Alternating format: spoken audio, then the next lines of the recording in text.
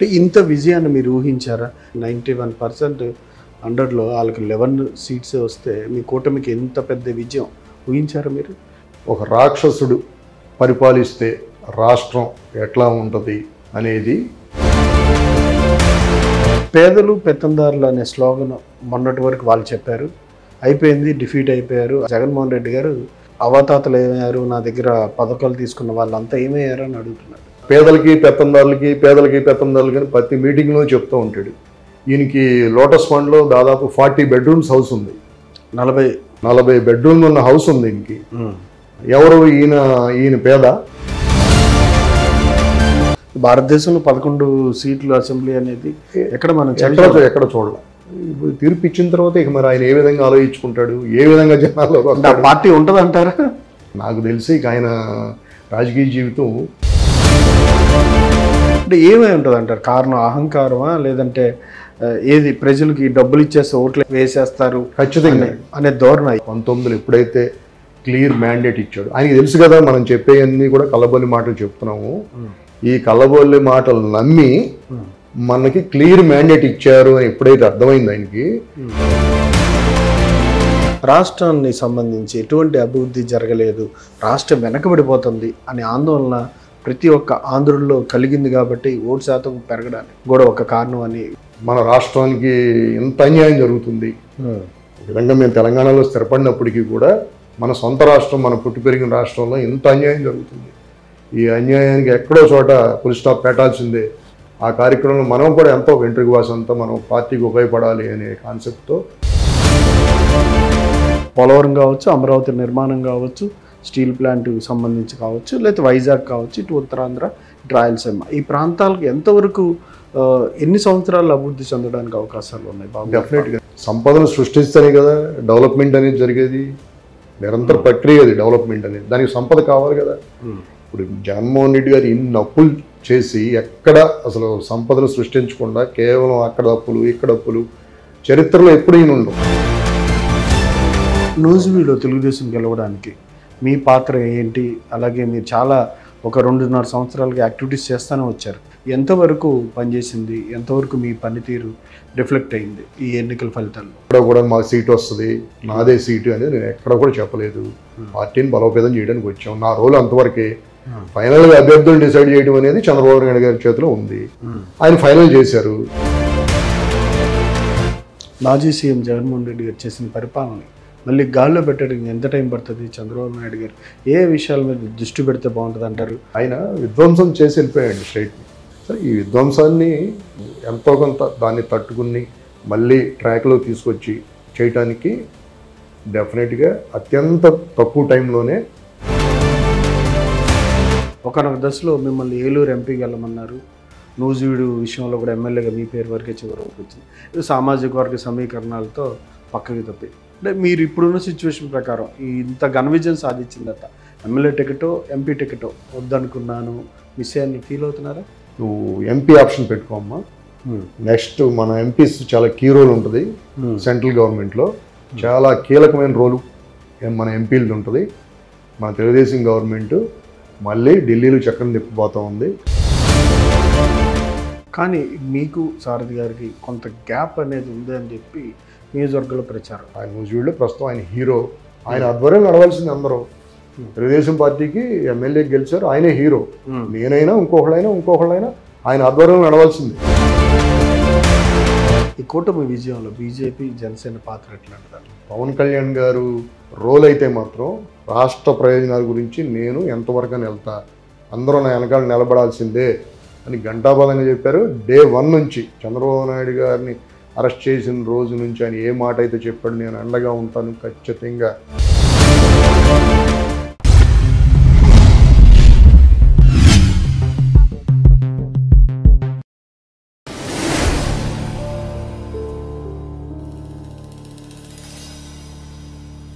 Welcome to ET digital media group.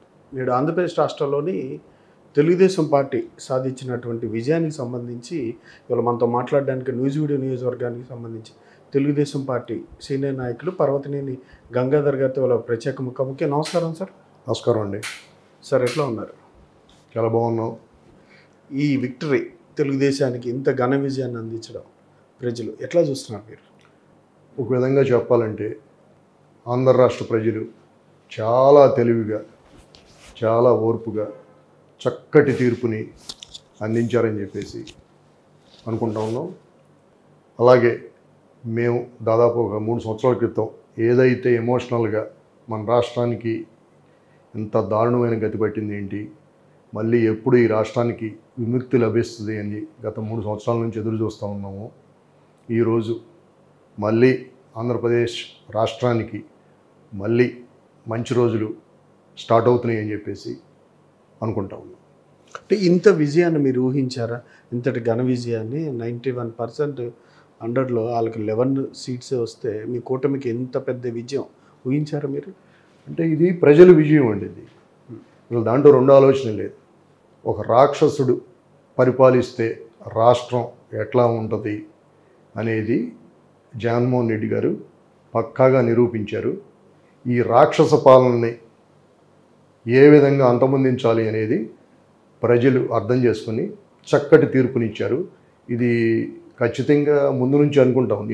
ఎందుకని చెప్తున్నానంటే దాదాపు గత 4 సంవత్సరాలుగా ఒక చిన్న ఉదాహరణ చెప్తాను నేను. కోవిడ్లో పాపం సుధాకర్ గారైన ఒక డాక్టరు జస్ట్ మాస్కులు సరిగ్గా అందటం లేదు అని చెప్పేసి చిన్న నిరసన తెలియజేస్తే అసలు ఆయన్ని ఎంత వేధించారు అనేది మనం కళ్ళ కట్టినట్టు మన ప్రజలందరూ కూడా చూస్తూనే ఉన్నారు. అలాగే మాచర్లలో బీసీ నాయకుడు పాపం చంద్రయ్య యాదవ్ బీసీ కార్యకర్త అనుకుంటాను, పాపం ఎంత దారుణంగా జై వైఎస్ఆర్ పార్టీ అని అంటే నిన్ను వదిలేస్తాము, లేకపోతే నేను నరికేస్తాం అని అంటే జై జగన్ అని అనుకోకుండా జై తెలుగుదేశం జై చంద్రబాబు అని అంటే అత్యంత పాశవికంగా హత్య చేశారు. అసలు ఇంకా దారుణం ఏంటంటే ఈ రాజకీయాలకు ముడిపెట్టి బహుశా ప్రకాశం జిల్లా నెల్లూరు జిల్లా అనుకుంటా అమర్నాథ్ గౌడ్ అని చెప్పేసి ఒక 10th క్లాస్ స్టూడెంట్ని రాజకీయాలకి ముడిపెట్టి అతను వేధించడం వల్ల అతను ఆత్మహత్య చేసుకున్నాడు. అట్లాగే ఒక సుబ్రహ్మణ్యం అనే డ్రైవర్ని, ఎస్సీ డ్రైవర్ని ఒక ఎమ్మెల్సీ, వైసీపీకి పార్టీకి చెందిన ఒక ఎమ్మెల్సీ అత్యంత దారుణంగా హత్య చేస్తే ఎట్లా ఉంటుంది అనేది రాష్ట్ర ప్రజలంతా ఇవన్నీ చూసి, ఇవే కాదు రాష్ట్ర నాయకులైనటువంటి అచ్చెన్నాయుడు గారిని ఏ విధంగా ఎదించారు. పాపం ఆయన ఫైల్స్ ఆపరేషన్ చేయించుకుని హాస్పిటల్లో ఉంటే ఎంత దారుణంగా అర్ధరాత్రి గోడలు దూకి వెళ్ళి అరెస్ట్ చేయటం, అట్లాగే అయ్యన్నపాత్రుడు గారిని గోడలు దూకి అరెస్ట్ చేయటం, అట్లాగే కొల్లు రవీంద్ర గారిని ఎక్కడ అసలు కాంట్రవర్సీ లేకుండా ఎంతో సౌమ్యంగా ఉండే కొల్లు రవీంద్ర గారిని తీసుకెళ్ళి అరెస్ట్ చేయటం, ఇవన్నీ చూసిన తర్వాత ప్రజల తీర్పు ఈ విధంగా ఉంటుందనేది ముందే ఎక్స్పెక్ట్ చేసిందే. దాంట్లో 2 ఆలోచనే లేదు. మేమంతా కూడా ముందే ఎక్స్పెక్ట్ చేసాం ఇంత భారీ విజయం సాధిస్తారని ఖచ్చితంగా అనుకున్నాం. ఇప్పుడు ఇంత దారుణం, ఎంత అరాచక పాలన చూసిన తర్వాత ఈ విజయాన్ని అందించకపోతే ఇక మన ఆంధ్రప్రదేశ్ ప్రజలు విముక్తి అనేది ఉండేది కాదు. వాళ్ళకి అర్థమైంది, అది డెఫినెట్గా అర్థమయ్యి మనకు విముక్తి కావాలనుకున్నారు, ప్రజలే గెలిపించుకున్నారండి. పేదలు పెత్తందారులు అనే స్లోగన్ మొన్నటి వరకు వాళ్ళు చెప్పారు, అయిపోయింది, డిఫీట్ అయిపోయారు. అయిపోయిన తర్వాత జగన్మోహన్ రెడ్డి గారు ప్రజలు అవతాతలు ఏమయ్యారు, నా దగ్గర పథకాలు తీసుకున్న వాళ్ళంతా ఏమయ్యారు అని అడుగుతున్నాడు. అసలు ఈ రెండింటిని మీరు ఎట్లా చూస్తారు? ఇక్కడే నేనేది ఇప్పుడు 2019లో ఒక్కసారి అవకాశం ఇవ్వండి అని చెప్పేసి అని అడిగి అవకాశాన్ని తీసుకున్నాడు. డెఫినెట్గా అవకాశం ఇచ్చారు. ఎవరైనా సరే ఒక అవకాశం ఉండని అంటే ఖచ్చితంగా అవకాశం ఇచ్చారు. అవకాశం ఇచ్చిన తర్వాత ఇప్పుడు ఈయన పేదలకి పెత్తందారులకి అని ప్రతి మీటింగ్లో చెప్తూ ఉంటాడు.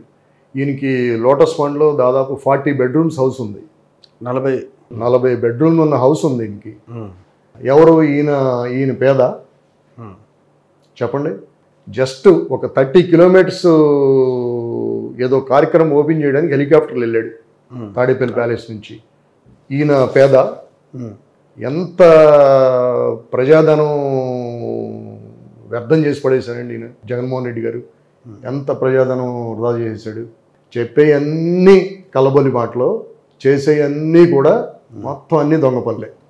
ఇవన్నీ ప్రజలు అర్థం చేసుకున్నారు. పేదవాడికి పెత్తందారికి అనేది ప్రజల్లో పూర్తిగా నెగిటివ్ వెళ్ళింది.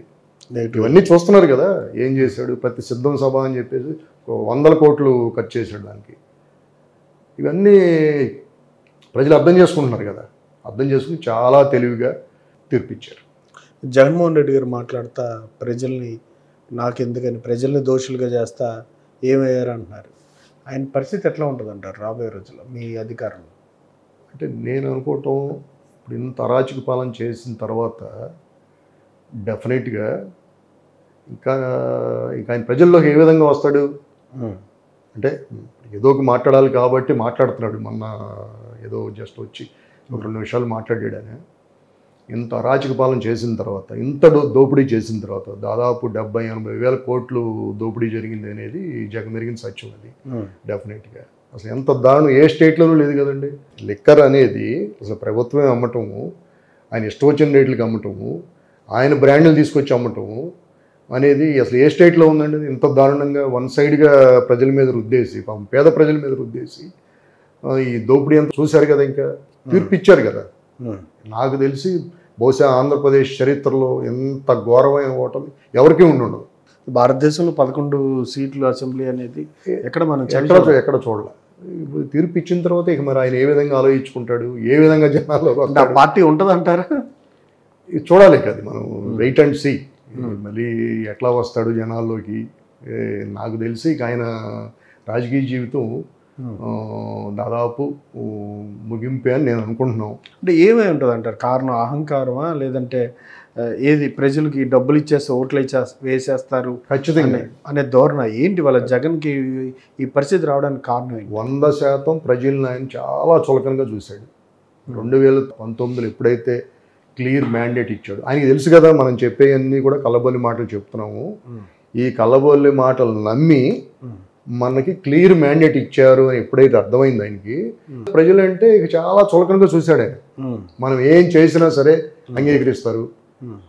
ఏముంది, అవాతాతలు అంటున్నాడు, అక్కా చెల్లెలు అంటున్నాడు, నా అన్నదమ్ములు అంటున్నాడు, ఇవన్నీ నమ్ముతున్నారు. ఏదో బిస్కెట్లు వేసినట్టు 2 రూపాయలు అక్కడ బిస్కెట్లు వేసి దోపిడీ అంతా కూడా వన్ సైడ్గా దోపిడీ చేయటం. ఇప్పుడు ఇంత చులకనగా చూసే భావం ఆయనకి అలవాటు అయిపోయినప్పుడు ఇంకేముంటుంది ఆయనకి? ఇక ప్రతి ఒక్కళ్ళు జనాలు వదిలిపెట్టండి, ప్రజలు ఓటర్లు దీన్ని పక్కన పెట్టేయండి. ఇప్పుడు చాలామంది ఎమ్మెల్యేలు మంత్రులు చెప్తారు కదా, కనీసం ఆయన కూర్చుంటే వెళ్ళి నుంచుని మాట్లాడి రావాలంట, ఆయన కూర్చోమంటే కూర్చోవాలంట. చాలామంది చెప్పేది ఏంటంటే, ఆయన ఆఫీస్లో జరిగేది ఏంటంటే, లోపలికి వెళ్ళంగానే విష్ చేయంగానే మీరు కూర్చోండి అంటే కూర్చోవాలా, లేదు అని అంటే వాళ్ళు నుంచుని మాట్లాడతారు, ఈయన కూర్చుని మాట్లాడతాడు. మరి అసలు ఎమ్మెల్యేలకి మంత్రులకి ఆ పరిస్థితి ఉన్నప్పుడు సామాన్య ప్రజలకి మనం గౌరవం ఉంటుందని, లేకపోతే ఆయన మైండ్లో వీళ్ళు సామాన్య ప్రజలు వీళ్ళని గౌరవించాలనేది ఎట్లా అనుకుంటాం మనం? సో ఆయన దగ్గర నుంచి అది ఊహించలేము మనం. అసలు రాష్ట్రానికి సంబంధించి ఎటువంటి అభివృద్ధి జరగలేదు, రాష్ట్రం వెనకబడిపోతుంది అనే ఆందోళన ప్రతి ఒక్క ఆంధ్రుల్లో కలిగింది. కాబట్టి ఓటు శాతం పెరగడానికి కూడా ఒక కారణం అని, వేరే దేశాల నుంచి వేరే రాష్ట్రాల నుంచి వచ్చి ఓటు వేయాలి, రాష్ట్రం రక్షించుకోవాలనే ధోరణి కనిపించిందని విశ్లేషకులు అంటున్నారు. మీరు గమనించింది ఏంటి ఈ ఎన్నికల సందర్భంగా తెలుగుదేశం పార్టీ విజయానికి ఇవన్నీ అంశాలు కలిసి వచ్చాయి? 100% నేనే ఉదాహరణ. ఇప్పుడు నేను వ్యాపారవేత్తగా హైదరాబాద్లో స్థిరపడ్డా, నా బిజినెస్లన్నీ హైదరాబాద్లోనే ఉన్నాయి. నాకు ఆంధ్రప్రదేశ్లో ఏ బిజినెస్ లేదు. కానీ ఎమోషనల్గా బాగా హట్ అయ్యాను. దాదాపు ఒక 3.5 years బ్యాక్ వీళ్ళు ఎవరైతే మంత్రులు, కొంతమంది మంత్రులు ఇప్పుడు నేను వాళ్ళ పేర్లు చెప్తే కూడా మనకు పాపమే తగులుద్దేమో అనే భావనలో ఉన్నాం. ఆ రోజే మేము ఎమోషనల్గా ఫీల్ అయ్యాం. ఒక సీనియర్ పొలిటీషియన్ దాదాపు 4 దశాబ్దాలుగా రాజకీయంలో ఎక్కడ మచ్చలేకోకుండా, ఎక్కడ కాంట్రవర్సీల్లోకి వెళ్ళకోకుండా చక్కగా పరిపాలన చేసినటువంటి చంద్రబాబు నాయుడు గారిని, ఆయన ఫ్యామిలీని ఇష్టం వచ్చినట్టు మాట్లాడితే మాలాంటి వాళ్ళని కూడా ఎమోషనల్గా ఫీల్ అయ్యి, అరే ఏంటి పాపం ఇంత చక్కటి నాయకుడికి ఈ లాస్ట్లో ఇంత అవమానాలు జరుగుతాయా అంటే, రాష్ట్ర ప్రజలు ఓట్లు వేసినంత మాత్రాన ఒక చక్కటి నాయకుడిని ఎంత అవమానాలు పాలు చేస్తారా అనే కసి మాలో కూడా స్టార్ట్ అయింది. ఆ ఎమోషనల్ నుంచి కూడా మాలాంటి వచ్చాం. ఎమోషనల్ ఫీలింగ్స్ రావటం వల్లే మేము కూడా రాజకీయాల్లోకి వచ్చి బాబు గారిని కలవటం, ఇట్లా మీకు జరిగిన అవమానాలు కానీ రాష్ట్రంలో జరుగుతున్న దోపిడీ కానీ మేము కూడా ఎంతో కొంత మీకు అండగా ఉంటామండి అని చెప్పి. ఏ పదవులు గెదవులు అన్ని తర్వాత, మేము అసలు వచ్చిందే ఆ కాన్సెప్ట్. వాళ్ళ మేము హ్యాపీ ఏంటంటే మేము ఏదైతే ఒక 3 years 4 years బ్యాక్ అనుకున్నామో మన రాష్ట్రానికి ఎంత అన్యాయం జరుగుతుంది, ఒక విధంగా మేము తెలంగాణలో స్థిరపడినప్పటికీ కూడా మన సొంత రాష్ట్రం, మన పుట్టి పెరిగిన రాష్ట్రంలో ఎంత అన్యాయం జరుగుతుంది, ఈ అన్యాయానికి ఎక్కడో చోట ఫుల్ స్టాప్ పెట్టాల్సిందే. ఆ కార్యక్రమంలో మనం కూడా ఎంతో వెంట్రుక వాసంతో మనం పార్టీకి ఉపయోగపడాలి అనే కాన్సెప్ట్తో మేము వచ్చాం. నాలాంటి వాళ్ళు ఎంతమంది, కొన్ని లక్షల మంది వచ్చారు అట్లా. ఇప్పుడు ఎన్ఆర్ఎస్ కూడా వచ్చారు, లేకపోతే వేరే వేరే స్టేట్స్లో స్థిరపడిన వాళ్ళు కూడా వచ్చి దాదాపు 10 రోజులు 15 రోజులు 1 month కూడా ఇక్కడ యుఎస్ నుంచి సెలవులు పెట్టి వచ్చి, ఇక్కడ యుఎస్ నుంచి, ఆస్ట్రేలియా నుంచి, లండన్ నుంచి, న్యూజిలాండ్ నుంచి, సింగపూర్ నుంచి వచ్చి పాపం, అంటే కులాలు ఇది కాదు, ప్రతి అన్ని కులాల నుంచి కూడా ప్రతి ఆల్మోస్ట్ 80% ఎన్ఆర్ఐస్ వచ్చి మన క్యాంపెయిన్ చేశారు. అప్పుడే అర్థమైపోయింది మాకు ఎంత జీలు ఉంది, ఎట్టి బస్సులో ఈ జగన్మోహన్ రెడ్డి ఓడించాలి అనే కాన్సెప్ట్ ఎంత జీలు ఉంది జనాల్లో అనేది అప్పుడే అర్థమైంది. అందరూ కూడా డెఫినెట్గా చాలా తెలివిగా చాలా కష్టపడి పనిచేశారు. అందరూ కూడా మళ్ళీ మంచి రోజులు రాబోతున్నాయి అని చెప్పేసి మేము కూడా సంతోషంగా ఉన్నాం. ఆంధ్రప్రదేశ్ పునర్నిర్మాణం మళ్ళీ ఊపందుకుంటుందా మీ ప్రభుత్వం ఏర్పాటుతో? ఖచ్చితంగానండి. చంద్రబాబు నాయుడు గారు ఆయన యొక్క అనుభవం డెఫినెట్గా ఈ 5 ఏళ్ళు మళ్ళీ నేను అనుకోవటం ఈ 5 ఏళ్ళు టైము గోల్డెన్ టైం అని చెప్పేసి మళ్ళీ చరిత్రలో ఈ 5 years మిగిలిపోద్దని చెప్పేసి మేమందరం కూడా ఆశిస్తాం. ప్రధానంగా ఇచ్చిన హామీలు, సంక్షేమ పథకాలు చాలా ఎక్కువ ఉన్నాయి. దాని కాస్త పక్కన పెడితే పోలవరం కావచ్చు, అమరావతి నిర్మాణం కావచ్చు, స్టీల్ ప్లాంట్కి సంబంధించి కావచ్చు, లేకపోతే వైజాగ్ కావచ్చు, ఇటు ఉత్తరాంధ్ర, ఇటు రాయలసీమ, ఈ ప్రాంతాలకు ఎంతవరకు ఎన్ని సంవత్సరాలు అభివృద్ధి చెందడానికి అవకాశాలు ఉన్నాయి బాబు? డెఫినెట్గా. అంటే మేము ఆలోచించేది సంపదని సృష్టించాలండి. సంపదను సృష్టిస్తేనే కదా డెవలప్మెంట్ అనేది జరిగేది. నిరంతర ప్రక్రియ అది డెవలప్మెంట్ అనేది. దానికి సంపద కావాలి కదా. ఇప్పుడు జగన్మోహన్ రెడ్డి గారు ఇన్ని అప్పులు చేసి ఎక్కడ అసలు సంపదను సృష్టించకుండా కేవలం అక్కడ అప్పులు ఇక్కడ అప్పులు చరిత్రలో ఎప్పుడు ఈయన ఉండవు. ఎంఆర్ఓ ఆఫీసులు తాకట్టు పెడతాం, సబ్ కలెక్టర్ ఆఫీసులు తాకట్టు పెడతాం, లేకపోతే కలెక్టర్ ఆఫీసులు తాకట్టు పెడతాం అనేది మొన్న ఫస్ట్ టైం మేము విన్నాం. మరి మాకు చిన్నప్పుడు ఎప్పుడు వినలా. సచివాలయం కూడా సచివాలయాలు తాకట్టు పెడతాం ఎప్పుడు వినలా. మరి నేను ఇట్లా తాకట్టు పెట్టి అప్పులు చేసి ఆయన సంక్షేమ పథకాలు అందించాడు. Definite, no doubt. సంక్షేమ పథకాలు 80% కూడా పేదలకు అందాల్సిందే, దాంట్లో రెండో ఆలోచన లేదు. కానీ సంపదను సృష్టించాలి కదా. సంపద లేకుండా ఎంతవరకు అప్పులు చేస్తారు? మా చంద్రబాబు నాయుడు గారు డెఫినెట్గా ఆయనకి సంపదను సృష్టించే టాలెంట్ ఉంది. హైదరాబాద్ అంటే ఉదాహరణకి, అంటే మన ఊరిని మాటలు చెప్పడం కాదు, ఆయన విజన్ 2020 అనేది పెట్టినప్పుడు ఇప్పుడు మాకు అర్థమవుతుంది ఆయన వేసిన బేస్మెంట్ ఈరోజు ఎంత స్ట్రాంగ్గా ఈ హైదరాబాద్ సైబరాబాద్ డెవలప్ అయింది అనేది ఇప్పుడు మాకు కళ్ళ కట్టి మేము చూస్తూ ఉన్నాం కదా. సో ఆ ఐడియాస్ ప్రపంచం ఎటుపోతుంది, మనం ఎట్లా వెళ్ళాలి, సంపదను ఎట్లా సృష్టించాలి అనేది ఇక ఆయన నాకు తెలిసి భారతదేశంలో చంద్రబాబు నాయుడు గారి తర్వాత అని నేను అనుకుంటున్నాను ఎవరైనా సరే. సో ఆయన అనుభవం ఖచ్చితంగా ఈ 5 సంవత్సరాలు ఉపయోగపడుద్ది. సంక్షేమ పథకాలు కానీ డెవలప్మెంట్ కానీ రెండు ప్యారలల్గా బ్రహ్మాండంగా తీసుకెళ్ళగలుగుతారని చెప్పేసి నేను అనుకుంటున్నాను. మీరు రాజకీయాల్లోకి వచ్చి నూజివీడు నుంచి మీ సొంత ప్రాంతం కాబట్టి అక్కడి నుంచే పనులన్నీ చేసుకుంటూ వచ్చారు. రాజకీయంగా పార్టీ పనులన్నీ, యాక్టివిటీస్ అన్నీ అక్కడే చేసుకుంటూ వచ్చారు. ఒకనొక దశలో మిమ్మల్ని ఏలూరు ఎంపీకి వెళ్ళమన్నారు. నూజివీడు విషయంలో కూడా ఎమ్మెల్యేగా మీ పేరు వరకే చివరి వరకు వచ్చింది.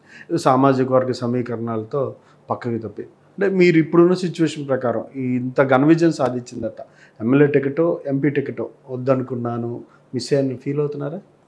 ఇది కొంచెం ఎవరికైనా ఉంటుంది అది డెఫినెట్గా. కానీ అది కాదు కదా మా మెయిన్ మోటో.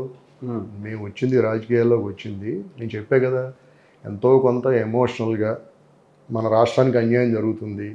పాపం చంద్రబాబు నాయుడు గారు ఆ ఏజ్లో రోడ్డు మీదకి వచ్చి యుద్ధం చేస్తున్నాడు, మనం కూడా ఎంతో కొంత ఆయనకు ఉపయోగపడాలి అనే ఉద్దేశంతో వచ్చినాడు మేము.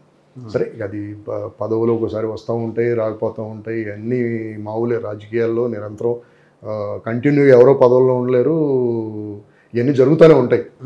కానీ మేము పదవి అనేది మాకు మెయిన్ కాదండి. ఎట్టి బస్సులో కూడా నేను ఆ రోజు వచ్చింది ఎట్టి బస్సులో కూడా నూజివీడులో తెలుగుదేశం పార్టీని ఎంతో కొంత బలోపేతం చేయాలా. లోకేష్ గారు కూడా ఆ రోజు చెప్పింది అదే, పార్టీకి ఉపయోగపడండి మీరు అని చెప్పి చెప్పారు. అట్లాగే దాదాపు 1.5 2 సంవత్సరాలు పార్టీకి ఉపయోగపడుతూ వచ్చాం.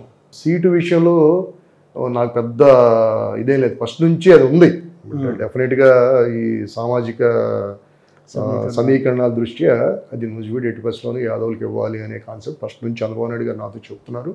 ఎట్టి బస్సులో దాంట్లో నేనేమి వన్ సైడ్గా నాకు టికెట్ ఇవ్వాలి అనే దాని మీద ఎప్పుడు కూడా నేను ఇచ్చేయాలి. వస్తే వస్తుంది, లేదంటే లేదు. మన ప్రయత్నం మనం చేద్దాం. పాజిటివ్గా వెళ్ళడం తప్పితే ఎక్కడా కూడా నెగిటివ్గా ఇచ్చేయటం కానీ, నెగిటివ్గా ప్రయత్నం చేయటం కానీ ఎక్కడ చేయాలి. ఓన్లీ పాజిటివ్ ట్రయల్ మనంతా కూడా. శారద గారికి ఆయన సీనియరు, మాజీ మంత్రి, ఖచ్చితంగా ఆయన అనుభవం కూడా ఇప్పుడు నూజివీడు అభివృద్ధికి చాలా బాగా ఉపయోగపడుతుందని చెప్పేసి నేను ఆశిస్తూ ఉన్నా. అట్లాగే శారద గారిని గెలిపించినందుకు నూజివీడు ప్రజలందరికీ కూడా నా తరపున ధన్యవాదాలు చెప్తాను. నూజివీడులో తెలుగుదేశం గెలవడానికి మీ పాత్ర ఏంటి? అలాగే మీరు చాలా ఒక 2.5 సంవత్సరాలుగా యాక్టివిటీస్ చేస్తూనే వచ్చారు నూజివీడు నియోజకవర్గంలో. ఈ యాక్టివిటీస్ ద్వారా తెలుగుదేశం ఓట్ బ్యాంక్ కానీ, తెలుగుదేశానికి సంబంధించి అభ్యర్థిని, లోకల్ కానీ అభ్యర్థిని తీసుకొచ్చి ఇక్కడ పెట్టినా సరే ఎంతవరకు పనిచేసింది, ఎంతవరకు మీ పనితీరు రిఫ్లెక్ట్ అయింది ఈ ఎన్నికల ఫలితాల్లో?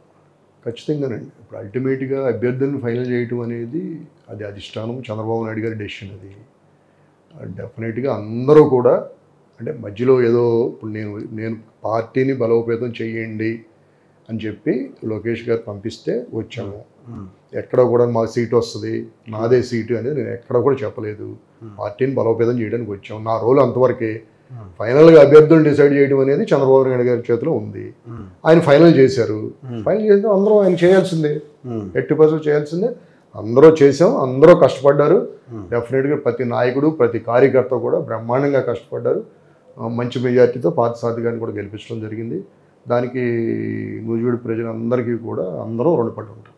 కానీ ఒకనొక దశలో మీరు సీట్ సంబంధించిన విషయాల్లో ఎక్కడైనా కొన్ని చోట్ల హట్ అయ్యారని చెప్తూ ఉంటారు. సీటు ప్రకటించే విధానం కావచ్చు, సీటు ప్రకటించిన తర్వాత క్యాండిడేట్ మిమ్మల్ని కలుపుకెళ్ళే విషయంలో కావచ్చు హట్ అయ్యారని అంటారు. దీంట్లో వాస్తవం ఎంత ఉంది? మీరు ఈ విషయం మీద మీ ఎక్స్పీరియన్సెస్ చెప్పండి. అంటే ఎంతవరకు మీకు గౌరవం లభించింది? చిన్నవి ఎక్కడో చోట ఉంటానే ఉంటాయి. ఏదో ఒక చిన్న మనస్పర్ధలు, చిన్నవి లేకుండా అసలు ఏమైనా ఉంటాయా? చిన్న ఫ్యామిలీలో కూడా ఏదో మనస్పర్ధలు ఉంటాయి. అలాంటిది ఇంత పెద్ద నియోజకవర్గంలో ఏదో గ్యాసిప్స్ వస్తూ ఉంటాయి, అవి వస్తూ ఉంటాయి, ఇవి వస్తూ ఉంటాయి. దానివల్ల చిన్న ఇబ్బందులు ఉంటాయి. కానీ అల్టిమేట్గా అందరూ సంతోషంగా ఉన్నాం. అందరూ కూడా బ్రహ్మాండంగా చేశారు. ఎవరిని అడిగినా కూడా నేను ఫస్ట్ నుంచి ఒకటే చెప్తున్నా. నేను దాదాపు 2 సంవత్సరాల నుంచి చెప్తున్నా సరే, సీట్ ఎవరికి ఇచ్చినా సరే ఈసారి అందరం కష్టపడి పనిచేయాల్సిందే. అంటే నేను ఇంకొకటి ఏంటంటే మీకు చెప్పాల్సింది, నేను 2 సంవత్సరాలు ఆల్మోస్ట్ అక్కడ ఎక్కువ టైం స్పెండ్ చేయటం వల్ల ఇక్కడ నా బిజినెస్ కూడా కొంత దెబ్బతింది. నేను అక్కడ ఖర్చు పెట్టింది 10 రూపాయలు అయితే ఇక్కడ 100 రూపాయలు పోయినాయి. అయినా దానికి ముందే సిద్ధపడి వచ్చాను నేను. డెఫినెట్గా ఇవన్నీ పోయినా పర్వాలేదు, మన రాష్ట్రంలో చంద్రబాబు నాయుడు గారు అధికారంలో రావాలా, మళ్ళీ మన రాష్ట్రం, ఆంధ్రప్రదేశ్ రాష్ట్రం మళ్ళీ దేశంలో నెంబర్ 1 రాష్ట్రంగా ఉండాలి అనే కాన్సెప్ట్తో వచ్చినాడు. ఈ చిన్నవన్నీ ఎక్కడ పట్టించుకుంటాం? మన మెయిన్ గోల్ అది. చంద్రబాబు నాయుడు గారు అధికారంలో రావాలా, మళ్ళీ మన రాష్ట్రం బ్రహ్మాండంగా అభివృద్ధి చెందాలా. ఈ తెలంగాణ రాష్ట్రం ఎంత అభివృద్ధి చెందిందో ఆంధ్రప్రదేశ్ రాష్ట్రం కూడా అంతే అభివృద్ధి చెందాలా అనే దాని మీద వచ్చినప్పుడు చిన్నవి ఎప్పుడూ ఉంటాయండి. కుటుంబంలో ఉంటాయి, ఊర్లో ఉంటాయి, నియోజకవర్గంలో ఉంటాయి, రకరకాల గ్యాసిప్స్ ఉంటాయి. అందులో ఈ సోషల్ మీడియాలో అదని ఇదని వైరల్ అవుతూ ఉంటాయి. చిన్నవి ఉన్నా మనకి మెయిన్ శారద గారిని గెలిపించుకోవాలా, చంద్రబాబు నాయుడు గారు ముఖ్యమంత్రి అవ్వాలా. ఆ విషయంలో అందరం కూడా సక్సెస్ అయ్యామనే సంతోషం చాలా. ఒక 4వ తారీఖు మధ్యాహ్నం నుంచి అదే సంతోషంలో ఉన్నాం. ఇంకా నెక్స్ట్ 5 years కూడా ఇదే సంతోషంలో అందరూ ఉంటామని నేను భావిస్తాను.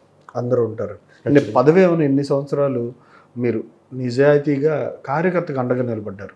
ఎవరైనా కష్టాల్లో ఉన్నప్పుడు ప్రతి ఇంటికి మీరు వెళ్ళి నేను అండగా ఉన్నా అని చెప్పి ఆర్థిక సహాయం కావచ్చు, లేదంటే కేసులు ఇరుక్కున్న వాళ్ళకి బయటికి తీసుకురావడం, వాళ్ళ వెనక నిలబడ్డారు. ఈ పాత్ర కంటిన్యూటీ అవుతుందా మీ నియోజకవర్గంలో? ఏ అవసరం ఎవరికి వచ్చినా? అంటే నియోజకవర్గం డెఫినెట్గా ఆ విషయంలో కార్యకర్తలకు అన్యాయం జరుగుతుంది అన్నప్పుడు దాంట్లో అసలు రెండో ఆలోచనే లేదు. దానికి ఎట్లాగో శారద గారు ఉన్నారు. ఆయన సీనియర్ పొలిటీషియన్, ఇప్పుడు 4వ సారి 5వ సారి ఎమ్మెల్యే, ఎక్స్ మంత్రి. ఆయన ఎలాగో ఉన్నారు. ఖచ్చితంగా ఆయన ఆధ్వర్యంలో ఎవరికి అన్యాయం జరగదని నేను అనుకుంటున్నా. డెఫినెట్గా అందరికీ న్యాయం జరుగుద్ది. అందరికీ ధైర్యంగా ఉండండి. గత 5 సంవత్సరాలుగా మీరందరూ కేసులు పెట్టించుకుని లేకపోతే ఆర్థికంగా నలిగిపోయి కొంతమంది అంతా ఏదైతే ఇబ్బందులు పడుతూ ఉన్నారో డెఫినెట్గా ఈ 5 సంవత్సరాలు మంచి రోజులు, అందరూ ఎంతోమంది సంతోషంగా ఉంటారని చెప్పేసి నేను అనుకుంటున్నాను.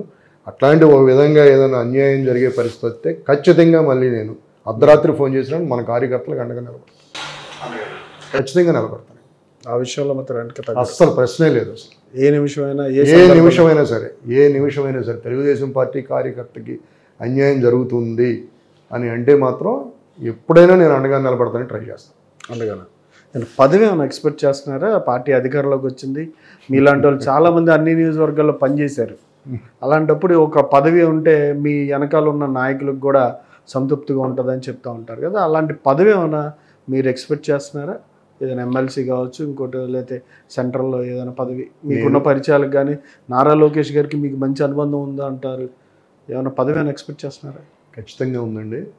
లోకేష్ గారితో కొంత ఇంటరాక్షన్ ఉండేది, తప్పకుండా ఇప్పుడు కూడా ఉంది. నేను ఏ పదవి ఆశించట్లేదు, కార్యకర్తలు న్యాయం జరగాలనే కోరుకుంటున్నా 100%. ఇప్పుడు కొంతమంది పాపం సర్పంచ్లు ఒక్కొక్కళ్ళు వాళ్ళ స్థాయికి మించి సర్పంచ్ ఎలక్షన్లో, ఎంపీటీసీ ఎలక్షన్లో, జెడ్పీటీసీ ఎలక్షన్లో పోటీ చేసి వాళ్ళ స్థాయికి మించి ఖర్చు పెట్టి బాగా లాస్ అయి ఉన్నారు, నష్టపోయి ఉన్నారు. వాళ్ళందరికీ ఏదో ఒక రూపంలో ఈ 5 సంవత్సరాలు ఏదో వర్క్లను అవనో ఇవనో ఎంతో కొంత న్యాయం జరుగుద్దేమో అని చెప్పేసి ఆశిస్తూ ఉన్నాం. ఖచ్చితంగా జరుగుతుంది కూడా డెఫినెట్గా. సో ఈ క్రమంలో ఎవరికన్నా అన్యాయం జరుగుతుంటే మటుకి డెఫినెట్గా నేను వాళ్ళకి అండగా ఉండటానికే ట్రై చేస్తాను. మాజీ సీఎం జగన్మోహన్ రెడ్డి గారు చేసిన పరిపాలనని మళ్ళీ గాల్లో పెట్టడానికి ఎంత టైం పడుతుంది? చంద్రబాబు నాయుడు గారు ఏ విషయాల మీద దృష్టి పెడితే బాగుంటుంది అంటారు? పార్టీ అధికారంలో రాకముందు ఒకలాగా, అధికారం వచ్చిన తర్వాత కార్యకర్తల నాయకుల విషయంలో ఒకలా ఉంటారని ఆయన మీద అపవాదం ఉంది. ఈ విషయంలో ఎలాంటి జాగ్రత్తలు తీసుకుంటే మంచిది అంటారు పార్టీ? ఖచ్చితంగా ఆయన విధ్వంసం చేసి వెళ్ళిపోయాడు స్టేట్ని. డెఫినెట్గా విధ్వంసం అంటే రాజధాని లేని రాష్ట్రంగా మిగిల్చాడు. నాకు తెలిసి భారతదేశంలో అసలు మీ ఆంధ్రప్రదేశ్ రాజధాని ఏంటంటే సడన్గా ఎవరిని అడిగినా చెప్పలేము. అలాంటి రాష్ట్రం, ఏకైక రాష్ట్రం ఆంధ్రప్రదేశ్ ఉంది. ఇప్పుడు అమరావతి బాబు గారు 2014 నుంచి 19 వరకు దాన్ని ప్రపంచ పటంలో ఎక్కడో పెడదామని చెప్పేసి ఆయన తపన. ఇప్పుడు హైదరాబాద్ ఉండటం వల్లే కదా తెలంగాణకి రెవెన్యూ జనరేట్ అయింది. తెలంగాణ అనగానే ముందు ఫస్ట్ పేరు వచ్చేది హైదరాబాద్. అట్లాగే మనం ఆంధ్రప్రదేశ్ అనగానే మనకు ఒక క్యాపిటల్ ఉండాలి కదా, మంచి పేరున్న క్యాపిటల్ ఉండాలి, మంచి రెవెన్యూ జనరేట్ చేసే క్యాపిటల్ ఉండాలి. ఇప్పుడు అలాంటి క్యాపిటల్ ఆయన చంపేశాడు, డెఫినెట్గా విధ్వంసం చేసేసాడు దాన్ని. ఎంత విధ్వంసం అంటే చంద్రబాబు నాయుడు గారు ఎక్కడ పేరు వచ్చేస్తుందో, తెలుగుదేశంకి ఎక్కడ పేరు వచ్చేస్తుందో అనే దాని మీద విధ్వంసం చేసేసాడు. సరే ఈ విధ్వంసాన్ని ఎంతో కొంత దాన్ని తట్టుకుని మళ్ళీ ట్రాక్లో తీసుకొచ్చి చేయటానికి డెఫినెట్గా అత్యంత తక్కువ టైంలోనే అనుభవజ్ఞమైనటువంటి చంద్రబాబు నాయుడు గారు ఉన్నాడు కాబట్టి చాలా తక్కువ టైంలో రిపేర్ చేసి మళ్ళీ ఆంధ్రప్రదేశ్ని అత్యున్నటువంటి స్థానంలో నిలబెడతారని చెప్పేసి మేమందరం ఆశిస్తున్నాం. పార్టీ గురించి, పార్టీ నాయకత్వం గురించి, ద్వితీయ నాయకత్వం గురించి ఏమంటారు? వాళ్ళని ఎట్లాగా గుర్తించాలంటారు? పార్టీ అంటే అధికారం వచ్చిన తర్వాత రాకముందు ఒకలా ఉందంటారు కదా బాబు గారు వ్యవహారశైలి. ఈ విషయంలో బాబు గారి పార్టీ ఎట్లా ఉంటే బాగుంటుంది అంటారు? అంటే చిన్న చిన్న ఇబ్బందులు ఎప్పుడూ ఉంటాయండి. అందరూ ఏదో పదవులు ఆశిస్తారు, అందరికీ ఇవ్వలేరు కదా పదవులు. ఇప్పుడు అక్కడ ఉండే 10 పదవులు ఉంటాయి, 1000 మంది ఆశిస్తారు, అందరికీ ఇవ్వలేరు. సో ఈసారి నేను అనుకోవటం ఆయనకి ఆ ఇబ్బంది ఉండకపోవచ్చు, ఎందుకంటే అందరూ అర్థం చేసుకోవాలి, అర్థం చేసుకుంటారు కూడా డెఫినెట్గా. ఇప్పుడు ఆల్మోస్ట్ ఇప్పుడు 164 మంది గెలిచారు, ఎంతమందికి పదవులు ఇవ్వగలరు? సో ఈసారి అందరూ అర్థం చేసుకుంటారు. నేను అనుకోవటం ఈసారి గత 5 సంవత్సరాల్లో జరిగిన విధ్వంసకర పాలన చూసిన తర్వాత ఈసారి ఎవరో కూడా పెద్ద పదవులు అనే కాన్సెప్ట్ లేకుండా అందరూ రాష్ట్రాన్ని డెవలప్ చేసుకోవాలి అనే మోటోలోనే ఉంటారని చెప్పేసి, మైండ్ సెట్ కూడా అలాగే ప్రిపేర్ చేసుకుంటారని చెప్పేసి నేను అనుకుంటా ఉన్నాను. మీరు అంటే రాష్ట్రానికి సంబంధించి ఒక ఎత్తు, అట్లాగే ఇవాళ బీజేపీ కేంద్రంలో అధికారం చేపట్టడానికి ప్రధానంగా తెలుగుదేశం కూటమి ప్రధానంగా ఇవాళ చంద్రబాబు నాయుడు గారు అవసరం ఏర్పడింది అంటున్నారు. గతంలో అపాయింట్మెంట్ దొరకని చంద్రబాబు నాయుడు గారు వాళ్ళ ప్రభుత్వాన్ని, కేంద్ర ప్రభుత్వాన్ని ఏర్పాటు చేసే దిశలో ప్రధానంగా పాత్ర పోషించారన్నారు. దీని మీద మీరేమంటారు? ఒక తెలుగుదేశం నాయకుడిగా, కార్యకర్తగా మీ ఫీలింగ్ ఏంటి? మేమైతే ఖచ్చితంగా గర్విస్తున్నామండి. ఎందుకనంటే నేను దాదాపు 2 years back first time Chandrababu Naidu గారిని కలిసినప్పుడు 1-to-1 కూర్చున్నప్పుడు ఆ రోజు దాదాపు 30 minutes మాట్లాడాను నేను.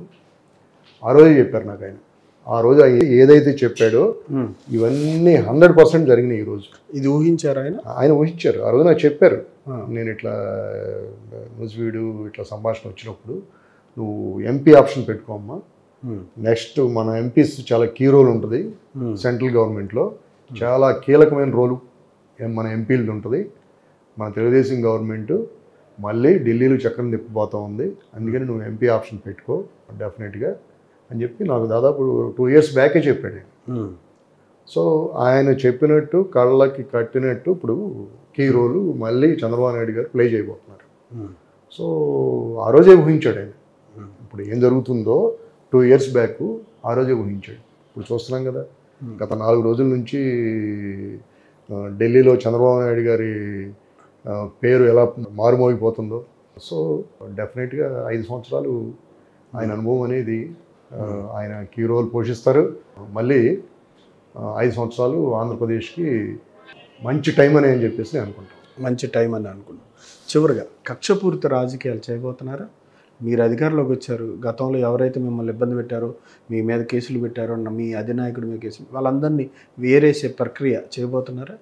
అది తప్పండి. ఇది కక్షపూరిత రాజకీయం. ఇప్పుడు వాళ్ళు చేసిన తప్పు మనమే చేస్తే ఎట్లా?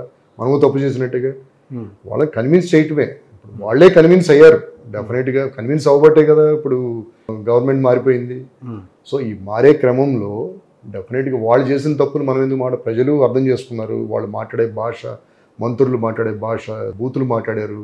సాక్షాత్తు ముఖ్యమంత్రి నా ఎంట్రీకి మొక్క కూడా వేయలేరు అని చెప్పేసి పబ్లిక్ మీటింగ్లో మాట్లాడితే దానికి తగినటువంటి శిక్ష వేశారు. ప్రజలే శిక్ష వేసేసారు. ఇక మళ్ళీ దాని తర్వాత ఇక మళ్ళీ ఈ చిన్న చిన్నవి పెట్టుకుని అభివృద్ధిని పక్కన పెట్టేసి మళ్ళీ దీన్ని కక్షపూరితమైన ట్రాక్లో తీసుకెళ్ళటం అనేది మంచి పద్ధతి కాదు అని చెప్పేసి నేను అనుకుంటున్నాను. దయచేసి అలాంటి రెచ్చగొట్టే ధోరణులు కూడా తగ్గించుకోవాలి అని చెప్పేసి నేను అందరినీ కూడా కోరుతా ఉన్నాను. మీ అభిమానులకి, మీ అనుకునే నాయకులకి మీ భవిష్యత్ కార్యాచరణ మీద మీరేం చెప్తారు రాజకీయంగా? ఖచ్చితంగా ఇప్పుడు సీనియరు పొలిటీషియన్ పార్థసారథి గారు వచ్చారు నూజివీడికి. మేమంటే నిన్న కాక మొన్న వచ్చిన వాళ్ళం. డెఫినెట్గా ఆయన ఆధ్వర్యంలో, సారథి గారి ఆధ్వర్యంలో ఖచ్చితంగా అందరికీ న్యాయం జరుగుద్దని చెప్పేసి నేను అనుకుంటున్నాను. అంతకుముందు నూజివీడు ఏదో పుకార్లు, ఆ గ్రూప్ అని ఈ గ్రూప్ అని నేను అందరికీ చెప్తూ ఉండేవాడిని. ఎవరి గ్రూపులు లేవురా బాబు, అందరూ కలిసికట్టుగా చేయాల్సిందే.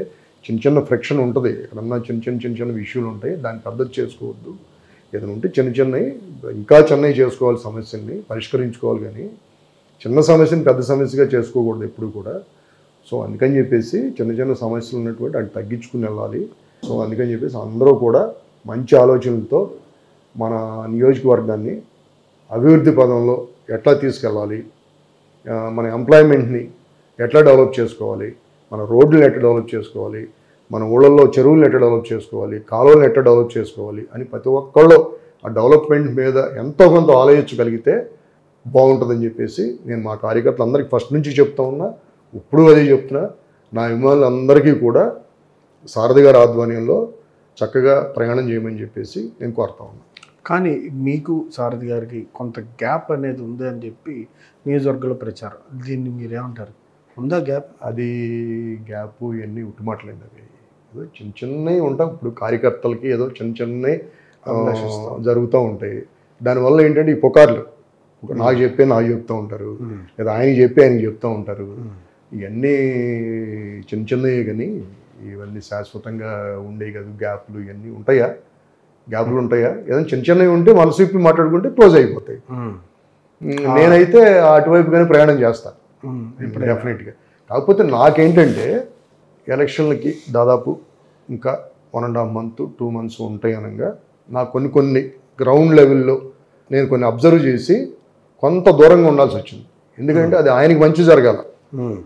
ఇప్పుడు నేను అంతకుముందు ఏంటి కొన్ని పుకార్లు, నేను రావటం వల్ల ముద్రపల్లి వెంకటేశ్వర వారికి టికెట్ రాకుండా పోయింది, లేకపోతే అది ముద్రపల్లి వెంకటేశ్వర అభిమానులు కొంతమంది అట్లా కొంత కాన్సెప్ట్ తయారు చేశారు. అట్లా అది కరెక్ట్ కాదు. నేను ఉంటే మళ్ళీ వాళ్ళ దగ్గరికి రాలేరు.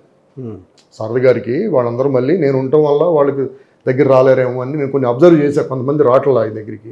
ఓహో, నేను చేయగలిగేది పక్కకి వెళ్ళి చేద్దాం, ఆయనకి దగ్గర అవ్వాల్సింది దగ్గర అవుతారు కొంతమంది అనే ఉద్దేశంతో లాస్ట్లో 1 month కొంచెం నేను దూరంగా ఉంటూ ఎవరికైనా ఫోన్లో చెప్పాల్సింది చెప్తూ అందరూ కష్టపడండి, చేయండి, మనం ఈసారి తెలుగుదేశం పార్టీని గెలిపించుకోవాల్సిందే ఎట్టి పరిస్థితిలో కూడా అనేది నేను ఎవరి కాళ్ళకి నిదానంగా ఫీడ్బ్యాక్ ఇస్తూ అనుచరులకు కానీ అభిమానులకు కానీ నాయకులకు కానీ చెప్తూ ఎక్కడా కూడా నేను చేయాల్సింది చేసుకుంటూ వచ్చా. కాకపోతే చిన్న చిన్న ఏమిటి ఉంటాయి నాకు చెప్తూ ఉంటారు, ఆయన చెప్తూ ఉంటారు. అలాంటి గ్యాపులు ఏమైనా చిన్న ఏమైనా ఉన్నా కూడా మేము మనసు విప్పి మాట్లాడుకుని ఏదో ఒక రోజు సరి చేసుకుంటాం తప్పితే అందరం తెలుగుదేశం పార్టీ అభిమానులమే. ఖచ్చితంగా ఆయన న్యూజివీడ్లో ప్రస్తుతం ఆయన హీరో, ఆయన ఆధ్వర్యం నడవాల్సింది అందరూ. తెలుగుదేశం పార్టీకి ఎమ్మెల్యే గెలిచారు, ఆయనే హీరో. నేనైనా ఇంకొకళ్ళైనా ఆయన ఆధ్వర్యం నడవాల్సిందే, దాంట్లో రెండు ఆలోచనే లేదు. కానీ నియోజకవర్గానికి సంబంధించిన సమస్యల పరిష్కరించే విషయంలో మీ పాత్ర ఎంతవరకు ఉంటుంది? న్యూజివీడ్ నియోజకవర్గానికి సంబంధించి చాలా సమస్యలు ఉందా? మీరు చెప్పినట్టు ఎంప్లాయ్మెంట్ కావచ్చు, లేదంటే అక్కడ సంబంధించి ఉత్తిద రైతులకు సంబంధించిన సమస్యలు కావచ్చు, కొన్ని ఉన్నాయి. అక్కడ వాటర్ మంచినీటి సమస్య కూడా ఎక్కువగా ఉంది. వీటన్నిటిలో పరిష్కారం మీ పాత్ర ఏంటి? డెఫినెట్గా ఇవన్నీ లోకేష్ గారు పాదయాత్రకు వచ్చినప్పుడే డిస్కస్ చేసాం. న్యూజివీడ్లో ఉన్న సమస్యలు కానీ, మామిడి రైతు సమస్యలు కానీ, లేకపోతే మన చింతలపూడి లిఫ్ట్ గురించి కానీ, ఇట్లాంటి సమస్యలు మేజర్ సమస్యలన్నీ కూడా ఆ రోజు లోకేష్ గారి దృష్టిలో పెట్టడం జరిగింది. ఇవన్నీ కూడా సో ఇవన్నీ కూడా డెఫినెట్గా వాళ్ళ దృష్టిలో ఉన్నాయి. కాబట్టి లోకేష్ గారి పాదయాత్రలో ఇక్కడ 2 మైల్ స్టోన్స్ దగ్గర మీద కూడా అవన్నీ రాపించాం. ఈ సమస్యలన్నీ కూడా అడ్రస్ చేస్తూ రాపించాం అనమాట. సో వీటిలన్నిటి మీద సారథి గారు డెఫినెట్గా ఇనిషియేట్ తీసుకుంటాడు, చొరవ తీసుకుంటాడు. ఆయన సీనియర్ ఎక్స్ మంత్రి, డెఫినెట్గా అవన్నీ కూడా ఆయన సాల్వ్ చేయటం ఈజీ. ఇప్పుడు అలాంటి వాళ్ళకి కొంచెం కష్టం, కానీ ఎట్లా సాల్వ్ చేయాలి, నువ్వు సమస్యలను ఎట్లా రిజాల్వ్ చేయాలి అనే దాని మీద ఆయన సీనియరు. డెఫినెట్గా ఇలాంటి సమస్యలన్నీ కూడా తీరి ఎంప్లాయ్మెంట్ విషయంలో కానీ, ఇప్పుడు నూజివీడి దగ్గరలో ఇంతకుముందు పెద్ద ఇండస్ట్రియల్ ఏరియా వచ్చింది, మల్లవల్లి ఇండస్ట్రియల్ ఏరియా అని చెప్పేసి, దాంట్లో వచ్చిన ఇండస్ట్రీస్ చాలా వరకు బయటకు వెళ్ళిపోయినాయి. మళ్ళీ ఇప్పుడు ఆ ఇండస్ట్రియల్ ఏరియా మళ్ళీ కలకలలాడొద్దని చెప్పేసి అనుకుంటాను. ఎందుకంటే మా లోకేష్ గారు మాట ఇచ్చారు కూడా, మళ్ళీ ఎంప్లాయ్మెంట్ గురించి వచ్చినప్పుడు లేదు మళ్ళీ మల్లవల్లి ఇండస్ట్రియల్ ఏరియాని మళ్ళీ మన కొత్త ఇండస్ట్రీస్ అవన్నీ మనం ఎంకరేజ్ చేద్దాం, డెఫినెట్గా తీసుకొద్దాం అనే దాని మీద కూడా ఆ రోజు హామీ ఇచ్చారు. డెఫినెట్గా సారథి గారు చొరవ తీసుకుని అవన్నీ కూడా పరిష్కరిస్తారని చెప్పేసి అనుకుంటాం. ప్రమాణ స్వీకారానికి అటెండ్ అవుతున్నారు? ఖచ్చితంగా అటెండ్ అవుతామండి. అంతగా ఆనందాన్ని కళ్ళెదురు కూడా చూడాలి కదా.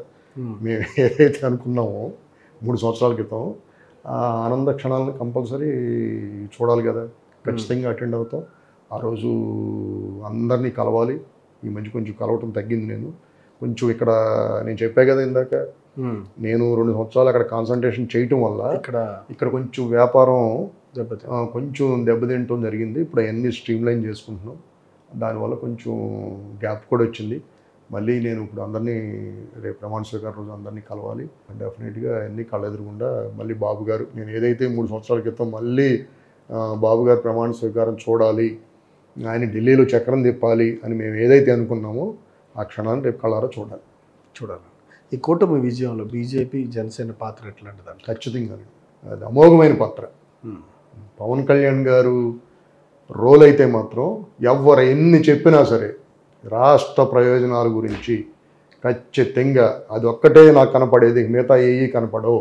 మధ్యలో వాళ్ళ పార్టీలు ఇంటర్నల్గా ఏదో చిన్న చిన్న సమస్యలు వస్తాయి కదా, నిర్మోహమాటంగా ఉంటే ఉండండి, పోతే పోండి, రాష్ట్ర ప్రయోజనాల గురించి నేను ఎంతవరకు వెళ్తా, అందరూ నా వెనకాల నిలబడాల్సిందే అని ఘంటాబద్ధంగా చెప్పారు. డే 1 నుంచి చంద్రబాబు నాయుడు గారిని అరెస్ట్ చేసిన రోజు నుంచి ఆయన ఏ మాట అయితే చెప్పాడు, నేను అండగా ఉంటాను, ఖచ్చితంగా ఈ రాష్ట్రం కూటమి అధికారంలో తీసుకురావడం గురించి ప్రతి క్షణం పాటుపడుతున్నాడు. అదేవిధంగా పాటుపడ్డాడు.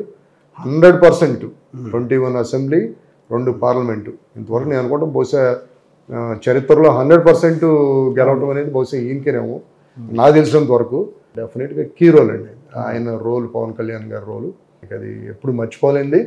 అలాగే నాకు తెలిసినంత వరకు బీజేపీ గవర్నమెంట్ ఎలక్షన్ మేనేజ్మెంట్, ఇప్పుడు 2019లో జరిగినటువంటి అరాచకాలు మనం అన్నీ చూసాం. ఎంత అరాచకాలు చేశారు, ఎంత రిగ్గింగ్లు చేశారండి. ఈసారి ఎక్కడ చిన్న రీపోలింగ్ కానీ ఎక్కడ ఇది లేకుండా బీజేపీ గవర్నమెంట్ సహకారం కూడా బ్రహ్మాండంగా చేసింది. సో ఇవన్నీ కూడా మర్చిపోలేని ఎంకరేజ్మెంట్ అనమాట. ఆ 2 మీరంతా కలిసికట్టుగా విజయం నమోదు చేశారు. ఖచ్చితంగా అందరూ ఎక్కడ చిన్న డిస్టర్బెన్స్ కూడా లేకుండా, ఎక్కడ చిన్న అసమ్మతి కూడా లేకుండా బ్రహ్మాండంగా లాస్ట్ 4-5 months కూటమి డిక్లేర్ చేసిన దగ్గర నుంచి కూడా ఎంతో సమన్వయంతో పనిచేశారు. డెఫినెట్గా ఇది మాత్రం అందరూ కూడా కార్యకర్తలు, బీజేపీ కార్యకర్తలైనా, జనసేన కార్యకర్తలైనా, బీజేపీ నాయకులైనా, జనసేన నాయకులైనా, తెలుగుదేశం నాయకులైనా అందరూ చాలా బ్రహ్మాండమైన కోఆర్డినేషన్తో పనిచేశారు. చాలా అభినందనీయం. Thank you sir, thank you very much అండి. మీ ప్రభుత్వం ఏర్పడింది, కంగ్రాచులేషన్స్ అండి మీ పార్టీ. Thank you. ఇదండి పర్వతనేని గంగాధర్ గారి ఆలోచనలు. ప్రధానంగా నియోజకవర్గానికి సంబంధించిన సమస్యల విషయంలో స్పందించడానికి, వాటికి పరిష్కరించడానికి ఎమ్మెల్యే గారు ఉన్నారని, వాళ్ళకి ఏదైనా అవసరం ఉన్నా సరే, కార్యకర్తలకు అవసరం ఉన్నా సరే, నాయకులకి ఏ సందర్భంలో అవసరమైనా సరే తాను ముందుంటానని చెప్పి సందర్భంగా తెలియజేస్తున్నారు. పార్టీలో నాయకుల మధ్య కానీ, తనకి వేరే నాయకుల మధ్య, ఎమ్మెల్యే గారి మధ్య గ్యాప్ లేదని చెప్తాను. అట్లాగనే జగన్మోహన్ రెడ్డి గారు చేసిన విధ్వంసకర పాలనని గాల్లో పెట్టి రాష్ట్రాన్ని అభివృద్ధి దిశగా పయనింపజేయడానికి చంద్రబాబు నాయుడు గారి ఆలోచన ప్రక్రియ కానీ విజన్ చాలా ఉపయోగపడుతుందని, ఆ దిశకి వాళ్ళ ప్రజలు తీర్పు ఇవ్వడంతో రాష్ట్రం అభివృద్ధి చెందుతుందని ధీమా వ్యక్తం చేశారు. Thank you sir. Thank you అండి.